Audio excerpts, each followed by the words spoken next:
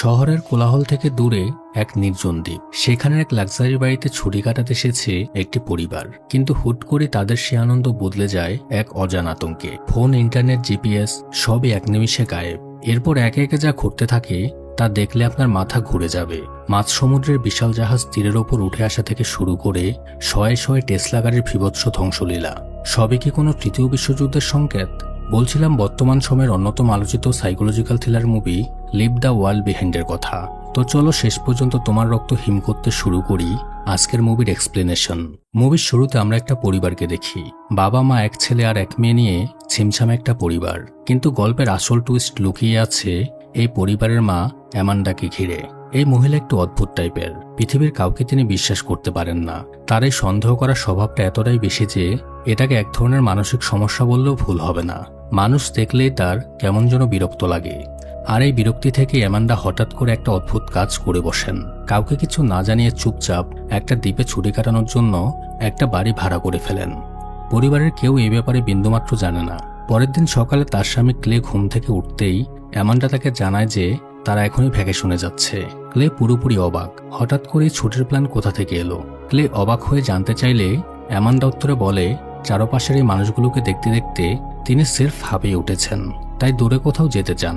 সবচেয়ে মজার ব্যাপার হলো পরিবারের কেউ যেন যাওয়ার ব্যাপারে কোনো অজুহাত না দিতে পারে, তাই অ্যামান্ডা আগে থেকেই সবার ব্যাগপত্র গুছিয়ে একেবারে রেডি করে রেখেছে। মূলত এখান থেকে মুভির আসল টুইস্ট শুরু হয়। এরপর তারা রওনা হয়। রাস্তায় তাদের মেয়ে রোজের চোখ সবসময় আটকে আছে ট্যাবলেটে। সে জনপ্রিয় টিভি সিরিজ ফ্রেন্ডস দেখতে ভীষণ ভালোবাসে। সুযোগ পেলে এপিসোডের পর এপিসোড শেষ করছে। অবশেষে তারা সেই দ্বীপের ভাড়া করা বাড়িতে এসে পৌঁছায়। বাড়িটা সত্যি অসাধারণ। ভেতরে ঢুকতেই দেখা যায় কিচেনে তাদের স্বাগত জানানোর জন্য একটা ওয়েলকাম বোর্ডে ফুলের তোড়া আর মদের বোতল সাজানো আছে। বিশাল আর খোলামেলা বেডরুম দেখে অ্যামান্ডা তো আনন্দের ছোট বাচ্চাদের মতো বিছানায় লাফাতে শুরু করে দেয়। এভাবে বেশ হাসি খুশিতেই তাদের ভ্যাকেশন শুরু হয়। বাড়িটা ঘুরে দেখার পর তারা সোজা চলে যায় সমুদ্র সৈকতে। বাচ্চারা জামাকাপড় পাল্টে পানিতে নেমে পড়ে, আর মা বাবা সৈকতে শুয়ে আরাম করে রোদ পোহাচ্ছিলেন। সবকিছু একদম পারফেক্ট মনে হচ্ছিল। কিন্তু হঠাৎ করে তাদের চোখ পড়ে দূর সমুদ্রের মাঝখানে একটা বিশাল আকারের জাহাজের দিকে, আর সেটা ধীরে ধীরে তাদের দিকে এগিয়ে আসছে। প্রথমে তারা শুয়ে শুয়ে ওটা নিয়ে আলোচনা করছিল, হয়তো কোনো সাধারণ জাহাজ হবে। কিন্তু পরিস্থিতি বদলাতে সময় লাগলো না। হঠাৎ রোজ চিৎকার করে উঠে বলে, মা দেখো, জাহাজটা একদম আমাদের দিকে আসছে। অ্যামান্ডার ক্লে ধরফর করে উঠে বসলেন। তারা দেখে যে বিশাল সেই জাহাজটা সত্যি তাদের দিকে এগিয়ে আসছে। অ্যামান্ডা বুঝতে পারেন যে বড় কোনো বিপদ হতে যাচ্ছে। সে ভয়ে চিৎকার করে বলতে থাকে, এখানে থাকা একদম সেফ না, পালাও সবাই। তারা কোনো মতে নিজেদের জিনিসপত্র আর বাচ্চাদের নিয়ে দৌড়াতে শুরু করে। আর ঠিক সেই মুহূর্তেই কান ফাটানো শব্দ করে বিশাল সেই জাহাজটা সৈকতের বালিতে এসে আশ্রে পড়ে। মাটির অনেকটা ভেতরে ঢুকে গিয়ে সেটা আটকে যায়। চারপাশের মানুষজন ভয়ে এদিক ওদিকে দৌড়াতে থাকে। কেউ কেউ আবার দাঁড়িয়ে দাঁড়িয়ে এই ভয়ঙ্কর দৃশ্য ভিডিও করতে শুরু করে। কিছুক্ষণ পর ক্লে সেখানে থাকা একজন পুলিশ অফিসারকে জিজ্ঞেস করে যে আসল ঘটনা কি। অফিসার জানায় জাহাজটির নেভিগেশন সিস্টেম পুরোপুরি কাজ করা বন্ধ করে দিয়েছিল, আর সেই কারণে সেটা নিয়ন্ত্রণ হারিয়ে সোজা তীরের উপর উঠে এসেছে। এরপর কফি কিনে বাড়ি ফেরার পথে তারা টিভিতেও এই ঘটনার খবর দেখতে পায়। কিন্তু আসল সমস্যা শুরু হলো তারা বাড়ি ফেরার পর। তারা খেয়াল করে যে পুরো বাড়িতে ইন্টারনেট কাজ করছে না। ঠিক সেই সময় জানালা দিয়ে তাদের চোখে পড়ে এক অদ্ভুত দৃশ্য। সুইমিং পুলের ঠিক পাশেই একটা হরিণ তার বাচ্চা নিয়ে আপন মনে ঘুরে বেড়াচ্ছে। এটা দেখে ক্লে খুব খুশি হয়। সে ভাবে এটা হয়তো খুব ভালো একটা লক্ষণ। কিন্তু জ্যোতিষশাস্ত্র বলে বনের হরিণ যখন জঙ্গল ছেড়ে মানুষের কাছাকাছি চলে আসে, তার মানে জঙ্গলে নিশ্চয়ই এমন কিছু ঘটেছে যা তাদের ভয় পাইয়ে দিয়েছে। বড় কোনো বিপদের আভাস এটা। কিন্তু এই পরিবারটি তখন বুঝতে পারেনি যে তাদের জন্য সামনে কি অপেক্ষা করছে। এদিকে ইন্টারনেট না থাকায় রোজ বারবার চেষ্টা করেও তার প্রিয় সিরিজটা আর দেখতে পারে না। একসময় মন খারাপ করে বাচ্চাগুলো ঘুমিয়ে পড়ে। বাচ্চাদের ঘুম পাড়িয়ে অ্যামান্ডার ক্লে সোফায় বসে জেঙ্গা খেলতে শুরু করে। জেঙ্গা হলো এমন একটি খেলা যেখানে একটি করে কাঠ সরাতে হয়, এবং যার সময় সব ভেঙে পড়বে সে আউট হবে। কাঠের ব্লক সরানোর এই খেলাটা অ্যামান্ডা প্রায় বাচ্চাদের সাথে খেলে। চারপাশটা একদম শান্ত। ঠিক তখনই অ্যামান্ডার কানে এলো একটা অদ্ভুত শব্দ। সে চমকে উঠে ক্লেকে জিজ্ঞেস করে, তুমি কি কিছু শুনতে পেলে? কিন্তু ক্লে অবাক হয়ে মাথা নাড়ায় যে সে কিছুই শুনতে পায়নি। মাঝরাতে হঠাৎ আবার একই শব্দ হয়। এবার আর কোনো সন্দেহ নেই, দরজার ওপাশে কেউ একজন দাঁড়িয়ে আছে। অ্যামান্ডা তো ভয়ে রীতিমতো কাঁপছে। সে ক্লেকে বলে আত্মরক্ষার জন্য লাঠি হাতে নিতে, কিন্তু হাতের কাছে তেমন কিছু না পেয়ে ক্লে ঘর সাজানোর একটা ভারী পাথর তুলে নেয়। অ্যামান্ডা তাকে মনে করিয়ে দেয় ফোনটা যেন তার কাছেই রাখে, বিপদ বুঝলেই পুলিশকে কল করতে হবে। এরপর ভয়ে ভয়ে তারা দরজা খোলে, কিন্তু বাইরে কোনো ডাকাত নেই। দাঁড়িয়ে আছে স্যুটবুট পরা এক ভদ্রলোক আর তার অল্প বয়সী মেয়ে। মাঝরাতে বিরক্ত করার জন্য ভদ্রলোক প্রথমে ক্ষমা চেয়ে নেয়। এরপরে সে এমন একটা কথা বলে যা শুনে অ্যামান্ডা একদম চমকে ওঠে। এরপর লোকটি জিজ্ঞেস করে, আপনি কি অ্যামান্ডা স্যানফোর্ড? অ্যামান্ডা অনেক অবাক হয়, এত রাতে অচেনা এক লোক তার নাম জানলো কিভাবে। এরপর লোকটি নিজের পরিচয় দিয়ে বলে তার নাম জিএস স্কট, আর এই বাড়িটি আসলে তারই, এবং সে ইমেলের মাধ্যমে অ্যামান্ডার কাছেই বাড়িটা ভাড়া দিয়েছে। বাড়ি ভাড়ার সব কথা আর টাকার লেনদেন হয়েছিল ইমেলে। মালিককে সে কখনো চোখেই দেখেনি। আর অ্যামান্ডার স্বভাবটা হলো সে চট করে কাউকে বিশ্বাস করতে পারে না। তাই নিজের বাড়ির মালিক দাবি করলেও স্কটকে দেখে অ্যামান্ডার মনে সন্দেহ দানা বাঁধে। বাইরে তখন বেশ ঠান্ডা। স্কট অনুরোধ করে তাদের একটু ভেতরে আসার অনুমতি দেওয়ার জন্য। অ্যামান্ডা খুব একটা রাজি না থাকলেও বাধ্য হয়ে তাদের ভেতরে আসতে দেয়। স্কট জানায় এইভাবে হুট করে আসার পেছনে কারণ হলো তাদের দুজনের ফোনেই পুরোপুরি ডেড, কোনো সিগন্যাল নেই। এটা শুনে অ্যামান্ডার ক্লে নিজেদের ফোন চেক করে দেখে অবাক কাণ্ড, তাদের ফোনেও কোনো নেটওয়ার্ক নেই। বাচ্চারা তখন অন্য ঘরে ঘুমাচ্ছে, তাই স্কট সবাইকে কিচেনে নিয়ে যায় যাতে শান্তিতে কথা বলা যায়। এরপর স্কট আসল ঘটনা খুলে বলে। সে জানায় শহরে তাদের একটা অ্যাপার্টমেন্ট আছে ঠিকই, কিন্তু সেখানে হঠাৎ এক ভয়াবহ ব্ল্যাকআউট শুরু হয়েছে। পুরো শহর অন্ধকারে ডুবে আছে, কারো ফোনে নেট বা সিগন্যাল নেই। চারদিকে একটা চরম বিশৃঙ্খলা। স্কট তার অ্যাপার্টমেন্ট শহরের বিল্ডিং এর 14 তলায়, লিফট বন্ধ, আর এই বয়সে হাঁটুর ব্যথা নিয়ে 14 তলার সিঁড়ি দিয়ে ওঠা স্কটের পক্ষে অসম্ভব। এমনকি রাস্তার ট্রাফিক সিগন্যালগুলো কাজ করছে না, রাস্তায় ভয়াবহ জ্যাম। সেখানে পৌঁছাতে অন্তত 6-7 ঘন্টা লেগে যাবে। তাই বাধ্য হয়ে তারা এই দ্বীপের বাড়িতে ফিরে এসেছে। কিন্তু অ্যামান্ডা সব কোনোভাবে বিশ্বাস করতে চায় না। তার সোজা কথা, এসব আজগুবি গল্প আমি কেন বিশ্বাস করব? স্কটের মেয়ে তখন একটু রেগেই বলে, বিপদের সময় আমরা আমাদের নিজেদের বাড়িতে আসবো না তো কোথায় যাব? কিন্তু অ্যামান্ডাও নাছোড়বান্ধা। সে জানিয়ে দেয় তারা নিয়ম মেনে পুরো টাকা দিয়ে বাড়ি ভাড়া নিয়েছে। পরিস্থিতি সামাল দিতে স্কট একটা অফার দেয়। সে বলে প্রয়োজনে সে ভাড়ার পুরো টাকাটাই ফেরত দেবে। এটা শুনে অ্যামান্ডা আরও রেগে যায়। সে ভাবে স্কট তাদের মাঝরাতে বাড়ি থেকে বের করে দিতে চাইছে। সে বলে, মাঝরাতে আপনি আমাদের বেরিয়ে যেতে বলছেন? আমি এক্ষুনি আমার আইনজীবীর সাথে কথা বলবো। কিন্তু সে চাইলেও কাউকে কল করতে পারে না, কারণ ফোনে তো কোনো নেটওয়ার্কই নেই। শেষমেশ পরিস্থিতি বেগতিক দেখে স্কট বলে তাদের এখনই বাড়ি ছেড়ে যেতে হবে না। সে ভাড়ার অর্ধেক টাকা ফেরত দিয়ে দেবে।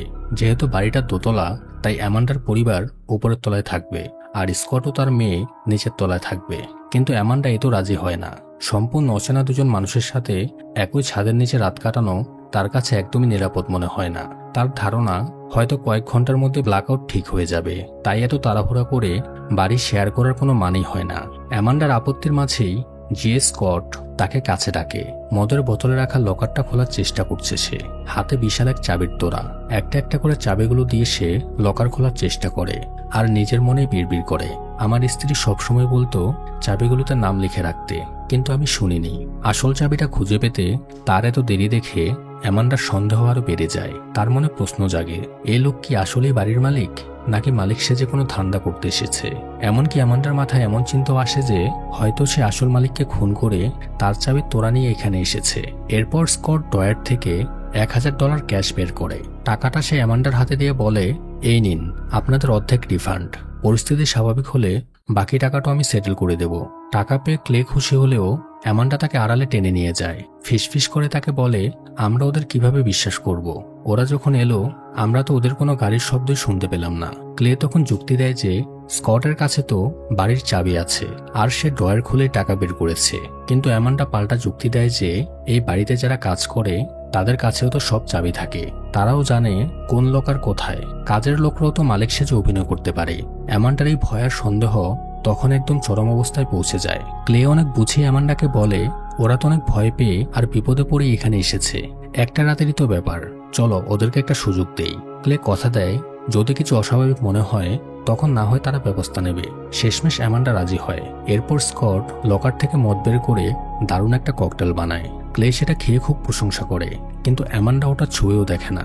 স্কটের মেয়ের সাথে অ্যামান্ডার আচরণে বেশ একটা অস্বস্তি কাজ করছিল।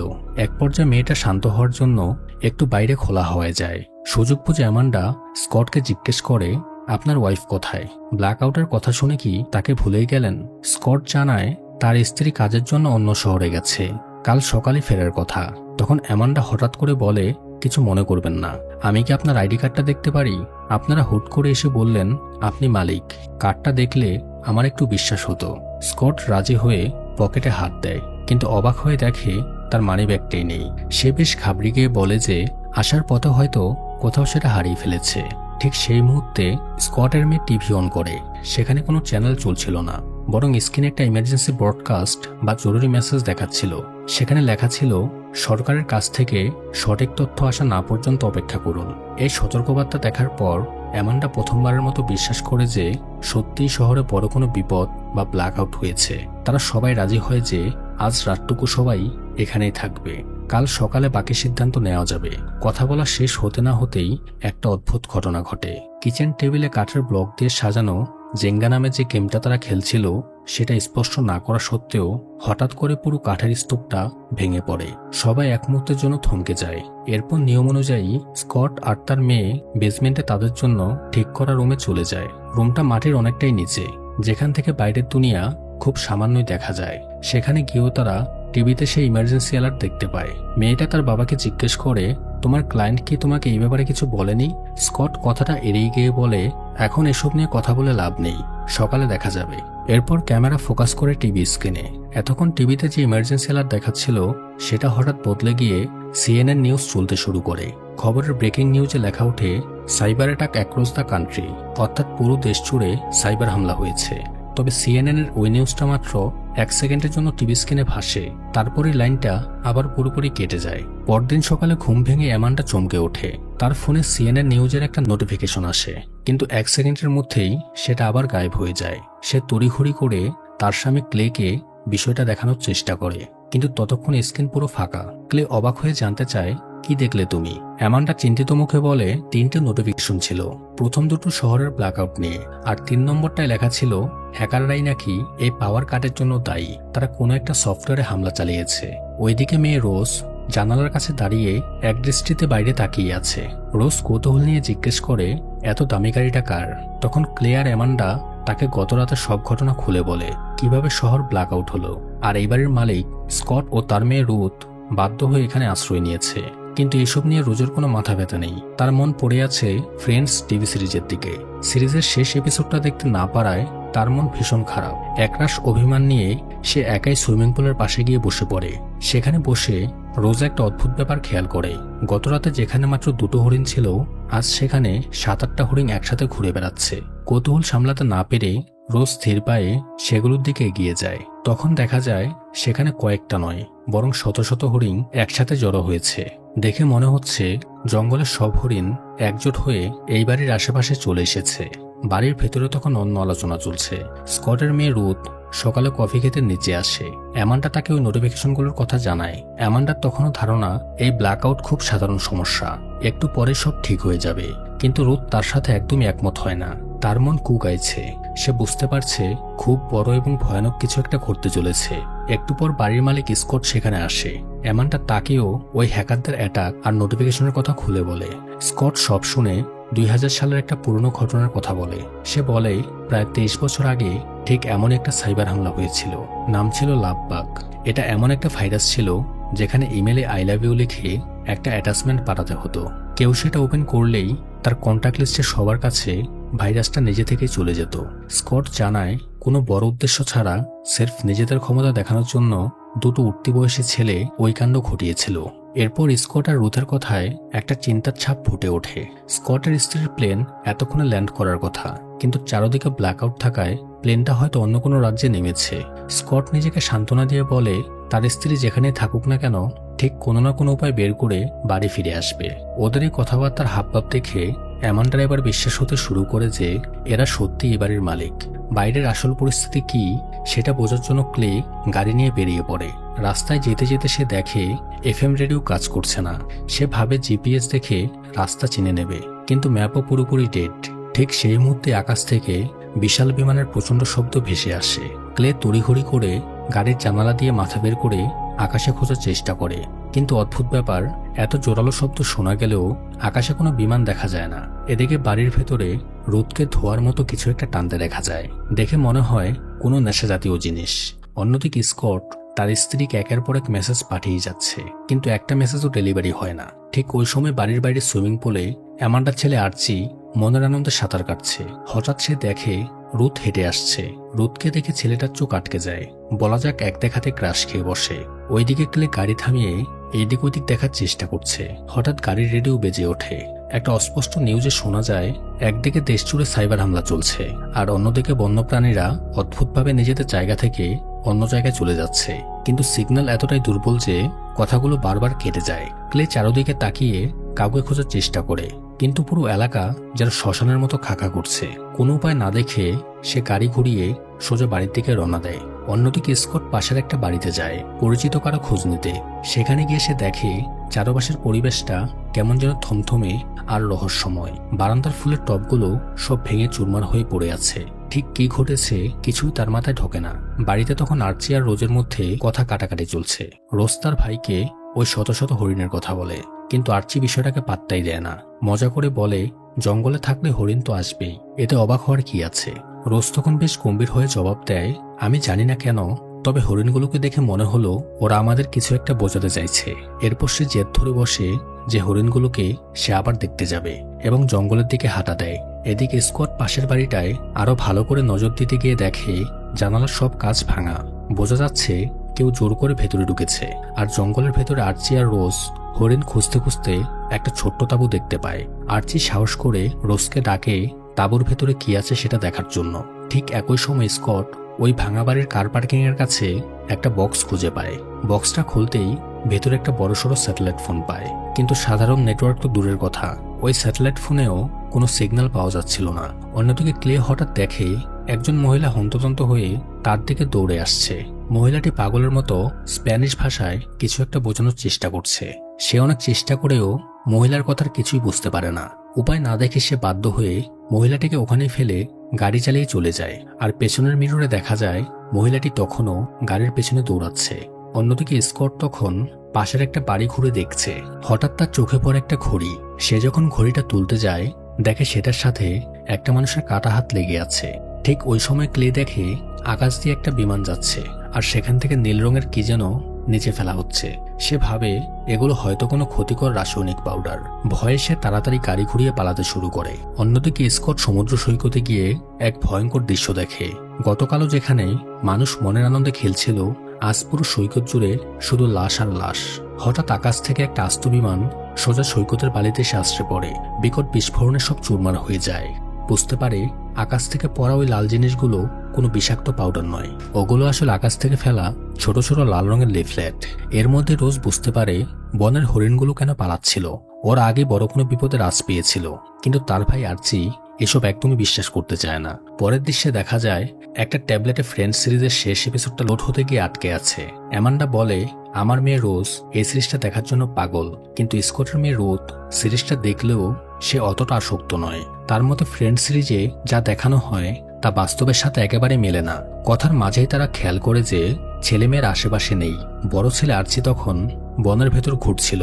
হঠাৎ তার পায়ে কি একটা পোকা কামড়ে দেয়, কিন্তু সে সেটাকে পাত্তা না দিয়ে ছেড়ে ফেলে। ওইদিকে রোজ হঠাৎ একটা হরিণ দেখতে পায়। সে ভাইকে ডেকে বলে, দেখো একটা হরিণ। কিন্তু আর্চি তখন ফোনে এতটাই মগ্ন যে সে তাকানোর আগেই হরিণটা পালিয়ে যায়। কিছুক্ষণ পর স্কট রীতিমতো আতঙ্কিত অবস্থায় বাড়ি ফেরে। তার চোখ মুখে ভয়ের ছাপ থাকলেও সে কাউকে সেটা বুঝতে দেয় না।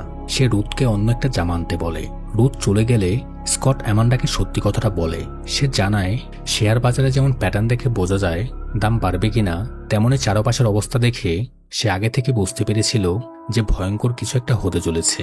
ঠিক সেই মুহূর্তে অ্যামান্ডা অদ্ভুত কিছু একটা টের পায়। হঠাৎ বুম বুম করে একটা বিকট শব্দ হয়, আর তার সাথে শুরু হয় কান ফাটানো এক তীব্র আওয়াজ। অ্যামান্ডা আর স্কট যন্ত্রণায় নিজেদের কান চেপে ধরে। বনের ভেতরে আর্চি আর রোজও এই শব্দের চোটে মাটিতে বসে পড়ে। শব্দটা এতটাই ভয়ঙ্কর যে সহ্য করা যাচ্ছিল না। এই অসহ্য যন্ত্রণার মধ্যেই অ্যামান্ডা তার বাচ্চাদের খুঁজতে বনের দিকে দৌড় দেয়। সে দেখে শব্দের তীব্রতায় গাছের পাতাগুলো ঝরঝর করে নিচে পড়ছে। এক পর্যায়ে সে আর এগোতে পারে না, কান চেপে মাটিতে বসে পড়ে। তবে কিছুক্ষণ পর শব্দটা নিজে থেকে থেমে যায়। শব্দ থামার পর অ্যামান্ডা বাচ্চাদের নিয়ে রান্নাঘরে আসে। আর্চি তার বাবার কথা জিজ্ঞেস করলে অ্যামান্ডা তাকে সান্ত্বনা দেয়। বাচ্চাদের উপরে পাঠিয়ে দিয়ে অ্যামান্ডা আর স্কট সিরিয়াস আলোচনায় বসে। অ্যামান্ডা তখন স্কটের দেখা সে প্লেন ক্র্যাশের কথা তোলে। স্কট বেশ বিরক্ত হয়, কারণ সে চায়নি তার মেয়ে রুথ এসব শুনে ভয় পাক। ঠিক তখনই রুথ সরাসরি অ্যামান্ডাকে জিজ্ঞেস করে বসে, আপনি কি আমাদের বিশ্বাস করছেন না, কারণ আমরা কৃষ্ণাঙ্গ? অ্যামান্ডা এই কথায় একদম চুপ হয়ে যায়। হঠাৎ তার কিছু একটা মনে পড়ে। সে জানায় গতরাতে সুপারমার্কেটে সে ড্যানি নামের এক লোককে দেখেছিল। কাউবয় টুপি পরা লোকটা প্রচুর জলের বোতল আর দরকারি জিনিসপত্র কিনে জমা করছিল। অ্যামান্ডার মনে হয় ওই লোকটা হয়তো আগে থেকেই জানতো যে এমন একটা বিপদ আসতে চলেছে। স্কট জানায় ড্যানি এই এলাকার একজন নামকরা কন্ট্রাক্টর। এমন সময় ক্লে গাড়ি নিয়ে বাড়িতে ফেরে। তাকে দেখে মনে হচ্ছিল সে যেন কোনো ভূত দেখেছে। সে সবাইকে জানায় যে আকাশ থেকে লাল রঙের কাগজগুলো ফেলা হচ্ছে, আর সে একটা কুড়িও এনেছে। কাগজের এক পাশে একটা সাপের ছবি আর অন্য পাশে অচেনা ভাষায় কিছু লেখা। আর্চি কাগজটা দেখে বলে ওঠে সে একটা ভিডিও গেমে এই সাপের ছবিটা দেখেছিল। গেমের ভাষায় এর মানে হলো ডেথ টু আমেরিকা, বা আমেরিকাকে ধ্বংস করার বার্তা। অবস্থা সুবিধার নয় দেখে অ্যামান্ডার ক্লে ঠিক করে তারাই বাড়ি ছেড়ে ক্লের বোনের বাড়ি নিউ জার্সিতে চলে যাবে। স্কট তাদের বারবার বারণ করে, কিন্তু তারা কারো কথা শোনে না। গাড়ি নিয়ে কিছু দূর যাওয়ার পরই তারা দেখে রাস্তা জুড়ে শত শত নতুন টেসলা গাড়ি দাঁড়িয়ে আছে। সবচেয়ে ভয়ের ব্যাপার হলো গাড়িগুলোতে কোনো ড্রাইভার নেই। হঠাৎ করে গাড়িগুলো নিচ থেকে চলতে শুরু করে আর একে অপরের সঙ্গে ধাক্কা খেয়ে পুরো রাস্তা ব্লক করে দেয়। আসলে হ্যাকাররা টেসলা গাড়ির অটো পাইলট বা নিজে নিজে চলার সিস্টেমটা হ্যাক করে নিয়েছিল। ক্লে কোনো মতে গাড়ি চালিয়ে সে গাড়ির পাহাড় থেকে নিজেদের জীবন বাঁচিয়ে বেরিয়ে আসে, কিন্তু সামনের রাস্তা পুরোপুরি বন্ধ থাকায় তারা বাধ্য হয়ে আবার সে ভাড়া বাড়িতে ফিরে আসে। পুরনো বাড়িতে ফিরে আসার পর তারা বুঝতে পারে পালানোর আর কোনো উপায় নেই। এদিকে এসবের মাঝেও রোজের মাথায় একটাই চিন্তা, সে তার প্রিয় টিভি সিরিজ ফ্রেন্ডসের শেষ এপিসোডটা কিছুতেই দেখতে পারছে না। সে বারবার চেষ্টা করে যাচ্ছে। সবাই যখন নিজেদের জীবন বাঁচানোর ভয়ে অস্থির, রোজ তখন বনের সেই হরিণগুলোকে নিয়ে ভাবছে। হঠাৎ সুইমিং পুলের দিক থেকে অদ্ভুত একটা শব্দ আসে। ক্লে আর স্কটের মেয়ে রুথ সেখানে ছুটে যায়। গিয়ে দেখে এক অবাক করা দৃশ্য। জলের মধ্যে এক চাক রাজহাঁস ঘুরে বেড়াচ্ছে। এই এলাকায় সাধারণত এমন হাঁস দেখা যায় না। প্রকৃতির এই অদ্ভুত পরিবর্তনের কারণে ওরা হয়তো পথ হারিয়ে এখানে চলে এসেছে। এরপর বাড়ির ভেতরে স্কট তার পুরনো কিছু গান বাজাতে শুরু করে। মন খারাপ কাটাতে তারা একটু ডান্স করে আর আবেগের বশে একে অপরকে জড়িয়ে ধরে। কিন্তু পরক্ষণেই তারা বুঝতে পারে বিষয়টা ঠিক হচ্ছে না, তাই দ্রুত দূরে সরে যায়। স্কট তার নিখোঁজ স্ত্রীর কথা ভেবে কেঁদে ফেলে। ঠিক তখনই আবার সে ভয়ঙ্কর তীক্ষ্ণ শব্দটা বাজতে শুরু করে। শব্দের তীব্রতা এত বেশি যে বাড়ির জানালার কাছ থেকে শুরু করে বাথরুমের আয়না পর্যন্ত সব ভেঙে চুরমার হয়ে যায়। জানালার বাইরের রাজহাঁসগুলো ভয় পেয়ে উড়ে পালায়। বিদ্যুৎ নেই, তাই মোমবাতি জ্বালিয়ে তারা রাতটা পার করে। রাতে আকাশের চাঁদের দিকে তাকালে মনে হয় যেন চন্দ্রগ্রহণের মতো অদ্ভুত এক অন্ধকার নেমে এসেছে। পরদিন সকালে শুরু হয় এক নতুন আর ভয়ঙ্কর বিপদ। বড় ছেলে আর্চির দাঁতগুলো হঠাৎ করে নড়তে শুরু করে। সে মুখে হাত দিতেই 3টে দাঁত খুলে তার হাতে চলে আসে। আর্চির মনে পড়ে বনের ভেতরে সে পোকা কামড়ানোর কথা। এটা কি সেই পোকার বিষের কারণে হচ্ছে? সে যতই দাঁতগুলো ধরছে সামনের দাঁতগুলো ততই খসে খসে পড়ছে।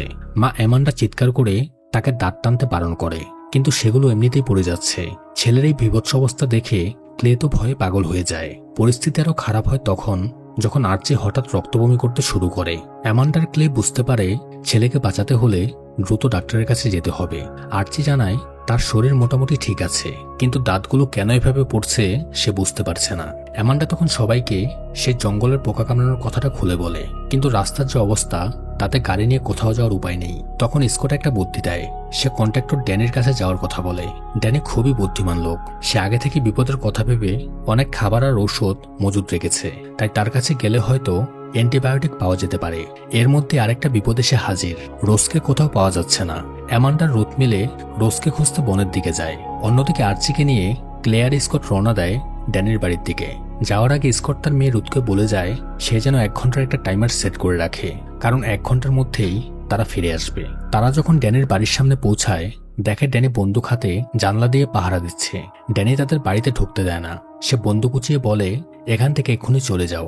স্কট তাকে বোঝানোর চেষ্টা করে যে তারা খুব বিপদে পড়েছে। আর্চির দাঁত পড়ে যাওয়ার কথাও সে জানায়। তখন ড্যানি একটা অদ্ভুত কথা বলে। সে জানায় কিউবাতেও নাকি একবার এমন হামলা হয়েছিল। সেখানেও এক বিকট শব্দের কারণে মানুষের দাঁত পড়ে যাওয়ার সমস্যা দেখা দিয়েছিল। ড্যানির মতে আমেরিকাকে ভেতর থেকে ধ্বংস করার জন্যই এই সুপরিকল্পিত হামলা করা হয়েছে। ড্যানি কোনোভাবেই সাহায্য করতে রাজি হয় না। সে পরিষ্কার জানিয়ে দেয় এই বিপদের সময় সে শুধু নিজেকে আর নিজের পরিবারকে বাঁচাবে। ড্যানি তখন মুখের ওপর না করে দেয়। পরিস্থিতি তখন বেশ গরম হয়ে ওঠে। তখন ক্লে কান্না ভেঙে পড়ে। সে ড্যানির কাছে হাত জোড় করে বলে, আমার 16 বছরের ছেলের জীবনটা বাঁচান, আমি আপনার পায়ে পড়ছি। অন্যদিকে বনের ভেতরে অ্যামান্ডা আর রুথ ছোট মেয়ে রোজকে খুঁজতে খুঁজতে একটা পুরনো কুড়েঘরের কাছে পৌঁছায়। হঠাৎ রুথ দেখে তাদের চারপাশে শত শত হরিণ জড়ো হয়েছে। হরিণগুলো একদৃষ্টিতে তাদের দিকে তাকিয়ে আছে। হরিণগুলো ধীরে ধীরে তাদের দিকে এগিয়ে আসতে থাকে। তখন অ্যামান্ডা আর রুথ নিজেদের সবটুকু শক্তি দিয়ে জোরে চিৎকার করতে শুরু করে। তাদের চিৎকারে হরিণগুলো ভয় পেয়ে সেখান থেকে চলে যায়। হাঁপ ছেড়ে বেঁচে দুজন একে অপরকে জড়িয়ে ধরে কেঁদে ফেলে। এইদিকে ড্যানি যখন বন্দুক উঁচিয়ে তাদের চলে যেতে বলে, তখন স্কটও তার পকেট থেকে বন্দুক বের করে ড্যানের দিকে তাক করে। দুই বন্দুকের মাঝখানে দাঁড়িয়ে ক্লে সবাইকে শান্ত করার চেষ্টা করে। সে আবার ড্যানের কাছে কান্নাকাটি করতে থাকে। ক্লের এই করুণ অবস্থা দেখে ড্যানের মন কিছুটা গলে যায়। শেষ পর্যন্ত সে $1000 বিনিময়ে ঔষধের বড় একটা বক্স দিতে রাজি হয়।